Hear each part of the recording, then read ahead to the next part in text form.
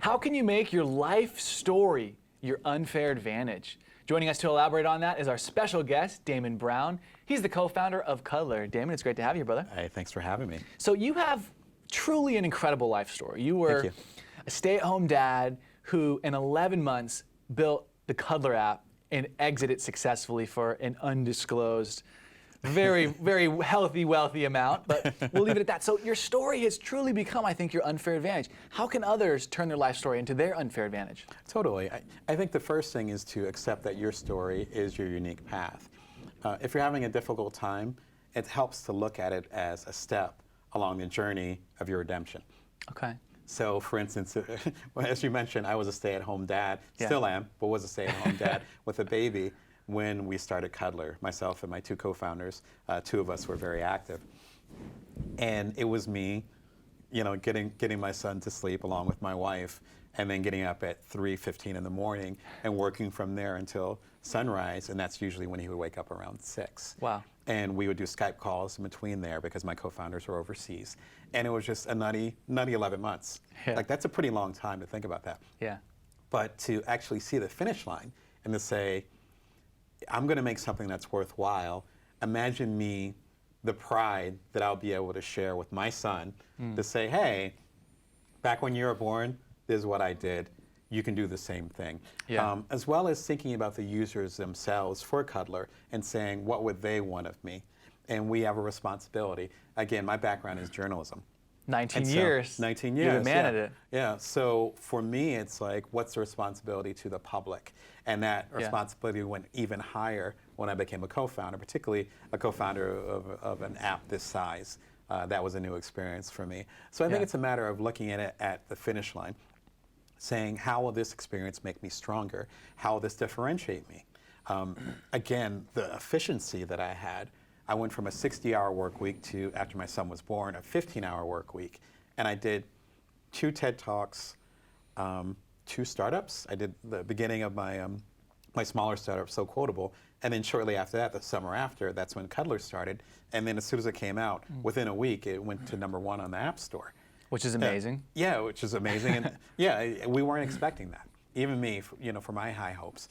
And so being able to say, I can create all these things and do all these things within a 15-hour work week is incredible. And that's one of the things I talk about in The Bite-Sized Entrepreneur, my book, is that you can do those things. It's a matter of having your priorities right.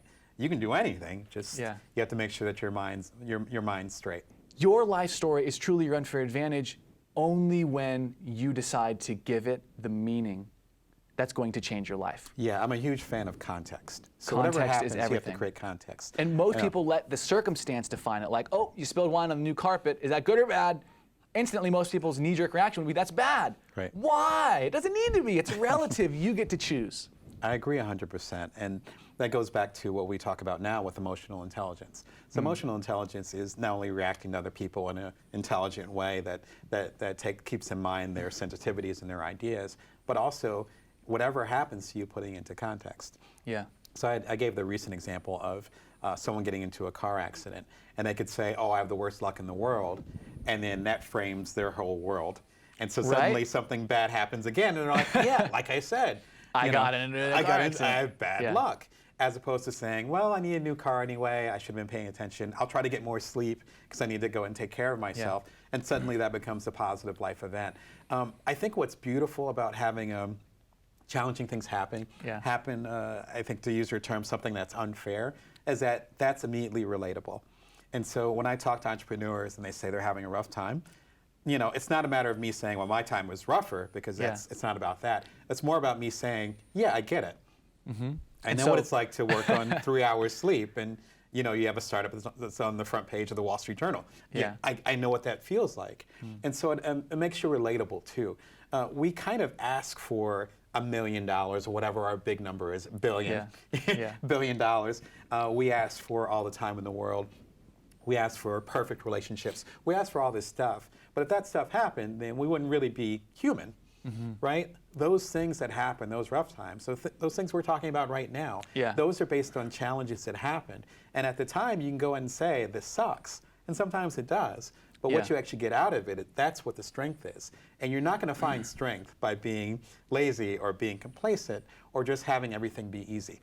Yeah. That's not how it works. If we talk about the times that we learn the most in our life, it's the most difficult times. It's not when things are easy. Yeah. So we should cherish those times. So we're talking about how to turn your life story into your unfair advantage. And I keep highlighting Oprah because I think she's truly one of the perfect examples. And so, if anyone out there thinks they're having a tough time, everything is relative. And you look at somebody like an Oprah who literally says, I wouldn't be the Oprah that I am today. The self-made billionaire woman who's crushed it in every regard as a thought leader in all these philanthropy ways, if it wasn't for those terrible things that happened to her as a child and as a teenager.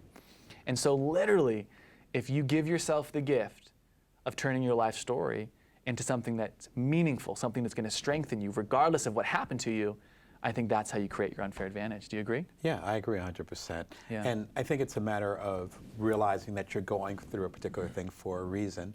Yeah. Now, might rely on faith and other things, and people say that a lot, where it's just like, oh, we just have to believe it's something bigger. I don't think it's even a religious faith type of thing. I think it's just realizing that your story is not over. Now, I have that advantage because my background is storytelling. So, I'm a big fan of Joseph Campbell with the hero of 1,000 faces, and the hero cycle. And there's this zenith point where everything seems lost. The hero is in the cavern and he lost the map and he doesn't know where it's going on. He's out of food. Things are completely dark. It looks like all hope is lost. Right there, as they say, is the proverbial treasure. Yeah. Because that's number one where you find out what you're made of. You can't find out where you're made of on the sidelines. Not possible. You got to get in the ring. It's not possible. You got to get in the game. Yeah. Number one. Number two, you have something to give back to everyone else. So the treasure is not just for you. And I talk about that in the book. The treasure is actually for other people. And so the ability to go ahead and say, I went through this experience. I was a stay-at-home dad with a baby and a wonderful wife. So I need to add that as well. Yeah. But stay-at-home dad with a baby and being the primary caretaker while my wife did a traditional job. And I had this startup that did really, really well and exited in 11 months. Wow. So whatever challenges that you might be having, I respect that.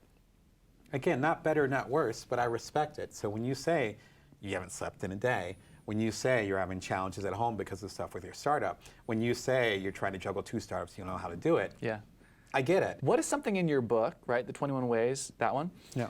What is something in that book that you think would be a lesson on this context of turning your life story into an unfair advantage? Totally. One big thing I talk about is I have a chapter called Embrace Limitations. And the idea is that the less that you have, the more creative you're going to be. Okay. One good example, which is not in the book, but it's kind of like Oprah, it's one of my favorite examples, is the Wright brothers over in Ohio. And when they were doing their planes, they were competing against some of the bigger guys who had all this equipment, all this technology. Their planes ended up being too heavy, they couldn't get off the ground. Humans were not meant to fly, et cetera, et cetera. The Wright brothers were actually using scrap pieces of car and all these crazy parts. Yeah. Totally put together with the equivalent of masking tape. Put all this stuff together and created something that they were able to fly down to North Carolina. And one of the things I love about that is that it's really about the ingenuity. And the ingenuity does not come with unlimited access. It doesn't come with unlimited funds. It doesn't come with unlimited time. My productivity after I became a parent skyrocketed. I'm a pretty productive guy. Yeah. And again, 60 hours to 15 hours, and suddenly I have 2 startups, I'm doing TED Talks. It's totally nutty. I can't see that as a coincidence. And so when those limitations came in, and there was a child that was saying, I need you, 16 hours a day, you have 3 hours to get your work done, 5 hours to sleep, if that, then when that happened, suddenly I became a lot more efficient. And I think that's why we really have to embrace when we have a limitation to run with it. It's okay. You're going to come up with a creative solution if you really want it. I love that. You will come up with a creative solution if you really want it, and a lot of it happens from your environment as you just shared. Damon, appreciate you for coming on the show, brother. Thank you. I appreciate it. I'm Mark Lack on Business Rockstars, connecting a community of entrepreneurs. Join us on Facebook, Twitter, and online at businessrockstars.com.